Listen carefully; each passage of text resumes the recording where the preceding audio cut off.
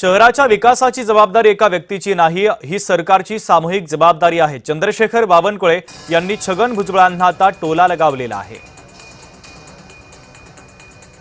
ठीक आहे, त्यांच्या पक्षाची मागणी त्यांनी करणे योग्य आहे, पण शेवटी मी आधीच सांगितलं की सर्वस्वी अधिकार मुख्यमंत्र्याचे आहे.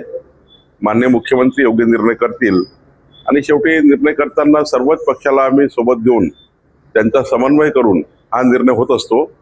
मी आधीच सांगितलं की एकनाथजी, सुनेत्रा पवारजी आणि आमचे मुख्यमंत्री बसून निर्णय करतील.